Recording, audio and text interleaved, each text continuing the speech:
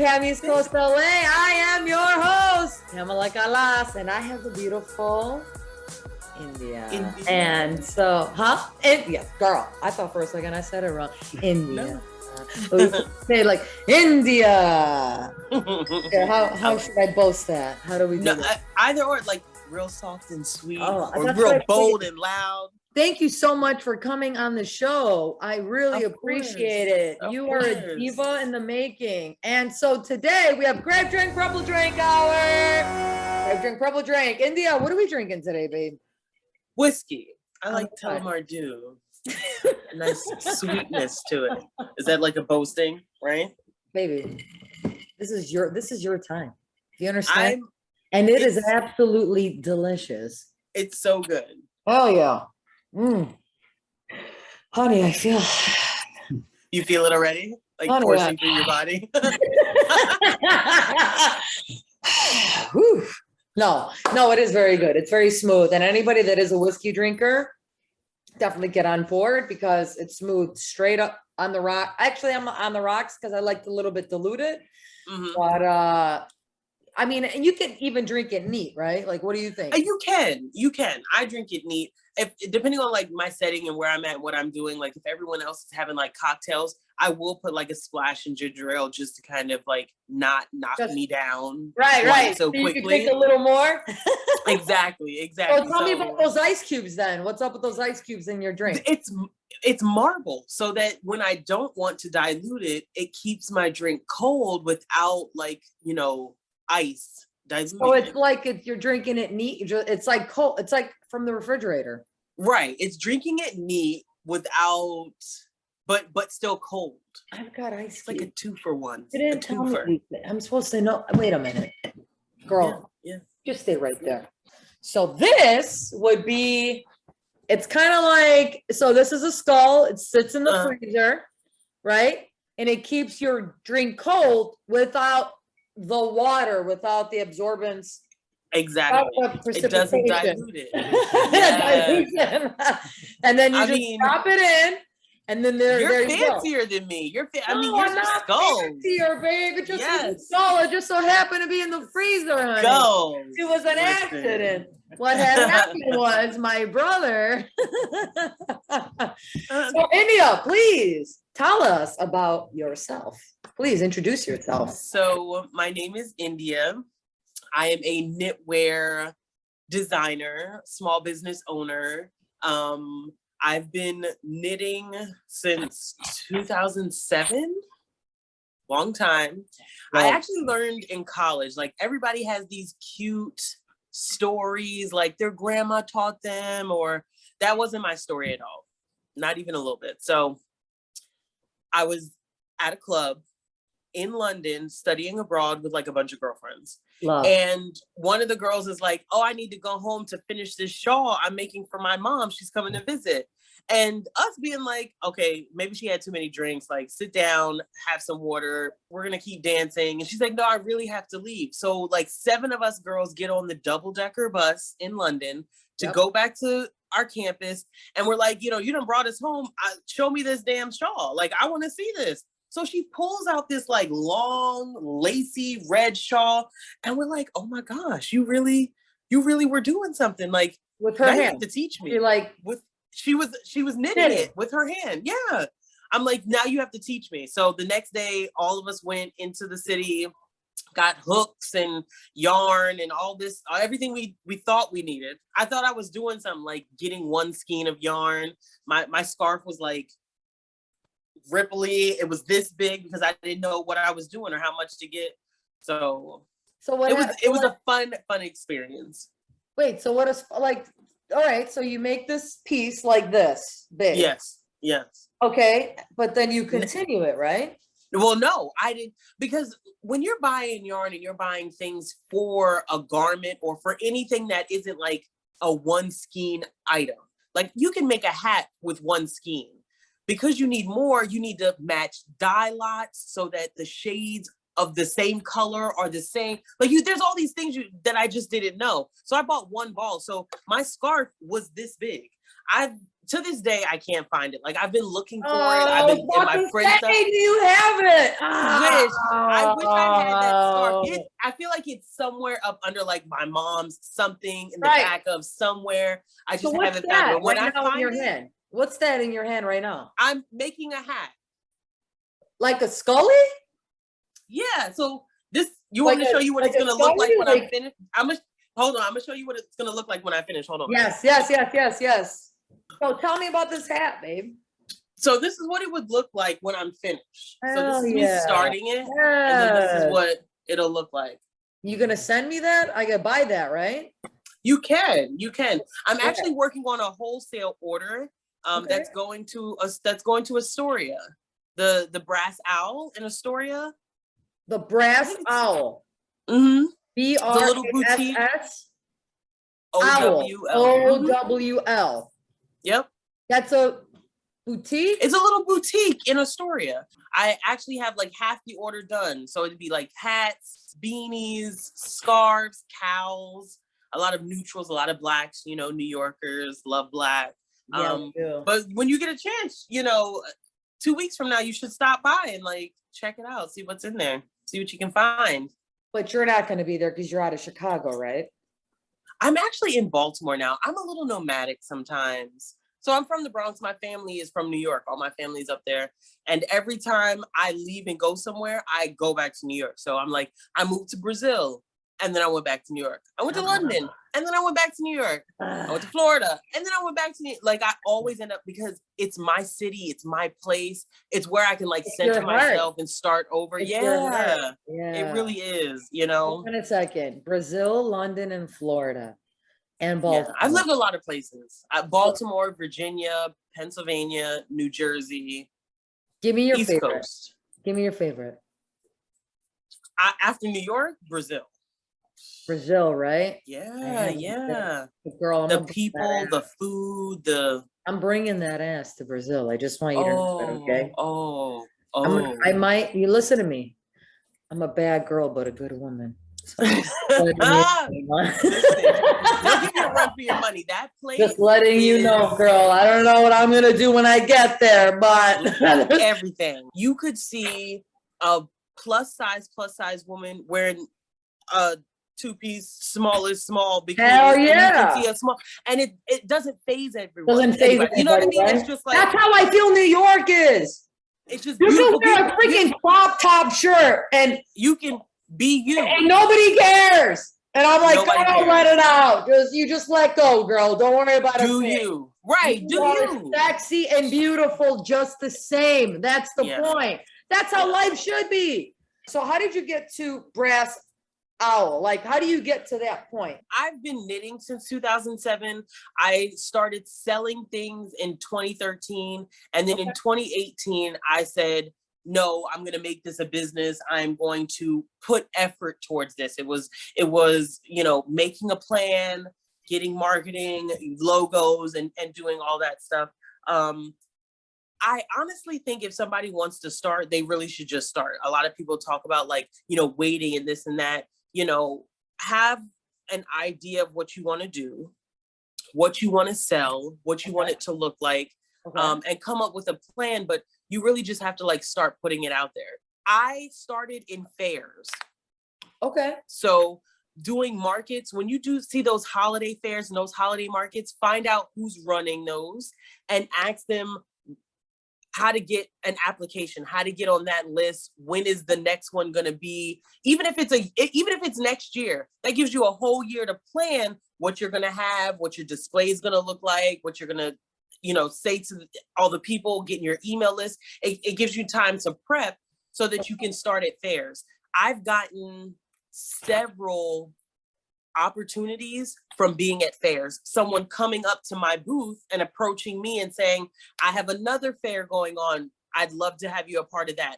I had my very first wholesale was a small business in Brooklyn, and she's amazing. And she what is she? I mean, let's give me a name, babe. Is she around still? No, yeah, she's around. What is awesome Awesome Brooklyn. That was my very first wholesale, and she's a small business. She's in Brooklyn. I think she's on Flatbush. I think that's the address. Everybody should go and check her out. Vanessa, her stuff is amazing. Awesome Brooklyn, yeah. Awesome Brooklyn. Okay. Yeah. I was at a market and she came up to me and said, I love your stuff. You know, would you like to, let's talk about how I could get you in my store. And that was my first opportunity. I brought things, I put heads on displays so that it looked like a little display, and I sold my stuff out of her store. Nice. After having that, right, I felt confident, and getting with Nicole at the Brass Owl, that was me going into a boutique that I walked by, that I liked the energy, saw the kinds of things she was selling, but I didn't see anything like my stuff. So I said, you know, who's the owner? She wasn't there at the time. And I said, so I just like to have her email address so that I can send her my lookbook, send her what I'm putting out there. Right. Of course. Right. So I got like a lookbook together where I had like your portfolio, basically. It's a portfolio of what you're selling. Of your design. Exactly. So it was like 15 items, a picture of it, a little description, what colors it was available in. And then I sent that and said, you know, I think that my stuff would do great in your store. I'd love to. And then she reached out and she said, oh yeah, like let's have these pieces. I'm interested in these ones. You know, let's do a trial run. And now this is my second year. So building those relationships and like really putting yourself out there and being okay with like, I'm interested in being in your store and this is why I think it would work. People respond to that. You know, you really just have to kind of go for what you want. I think that's great. I mean, honestly, I mean, it literally just started from you going to a fair, for God's sakes. And this is how you grew. Yeah. That was your beginning. You didn't use Instagram. You didn't use Facebook. You literally sold yourself and it worked. My very first fair, it was, and I picked a big fair my first time around. So the very first fair I did was Bust Magazine. You know Bust Magazine? Yes. I'm very familiar. That was my very first fair. I atone the rest of the trajectory of my business to that fair. So of course I told all my friends and family, and a lot of my friends and family came, but the interactions that I had with people that I didn't know who liked my things, thought my stuff was made by machine, that it was so good. Like the confidence that fair gave me, I literally have just been like living off of that energy.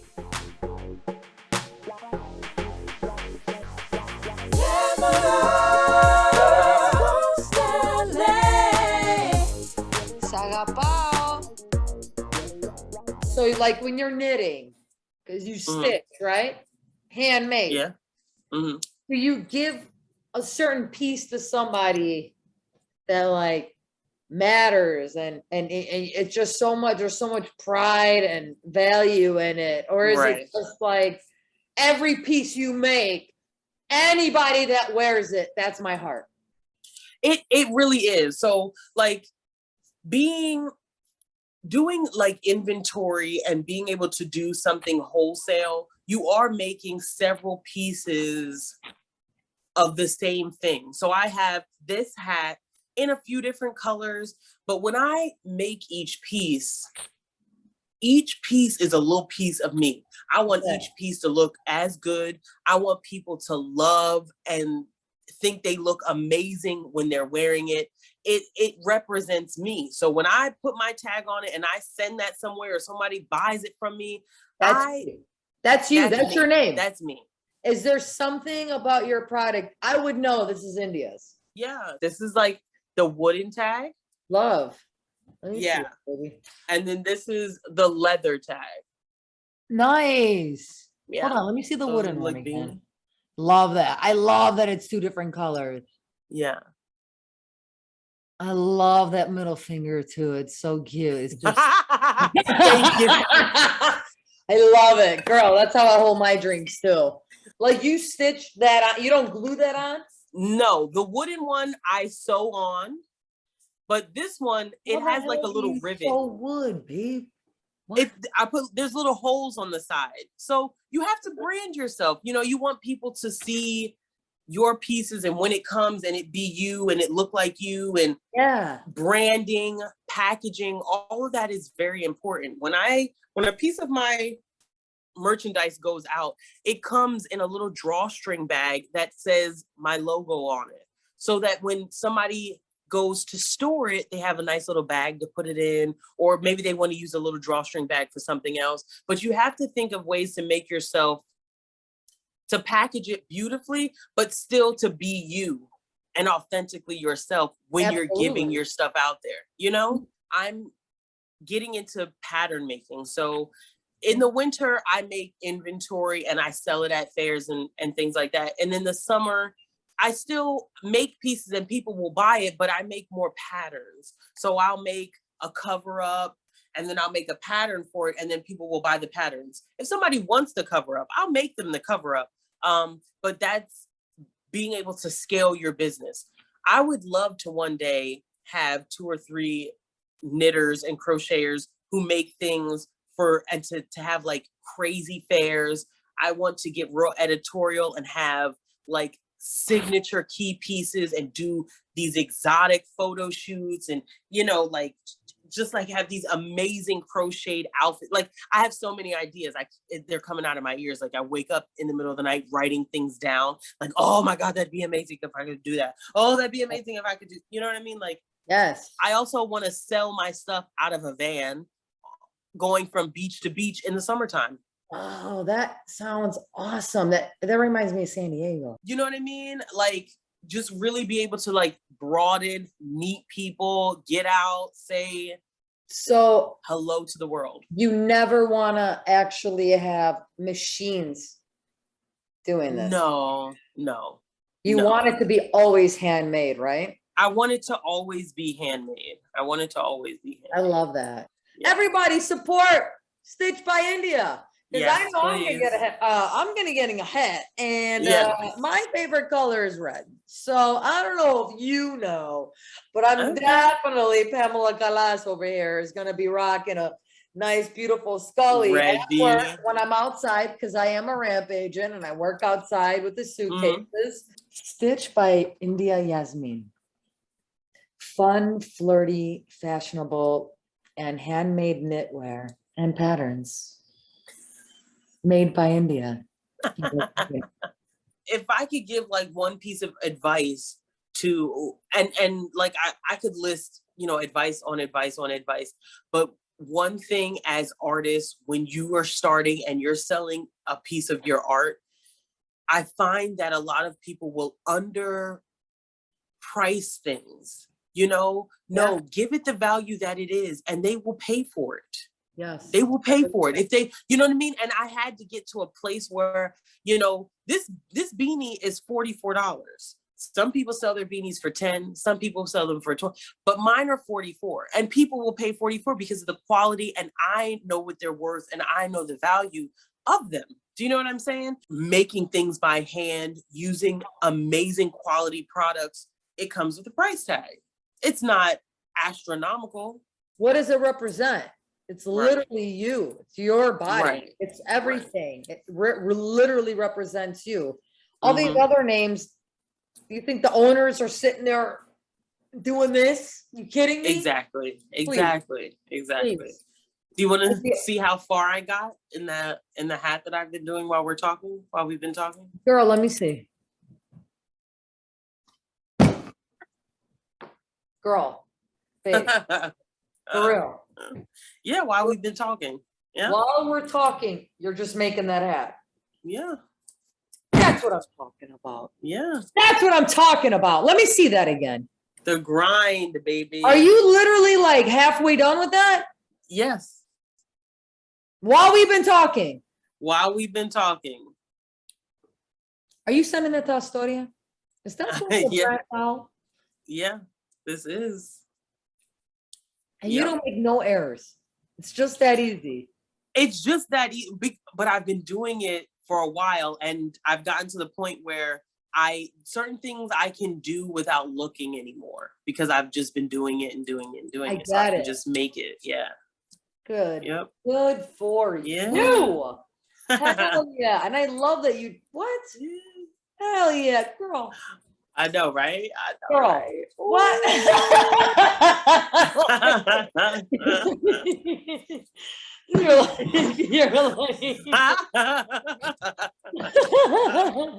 It was such a pleasure having you. I absolutely adore you. I love what you're Thank doing. I love you. what you're promoting. I love what you're giving out to the universe, because that's literally what this is about. And I want you to continue. Do not stop. Don't let no Thank clown you. come out of nowhere and be like, that's not really going anywhere. Because you know what you're going to tell them?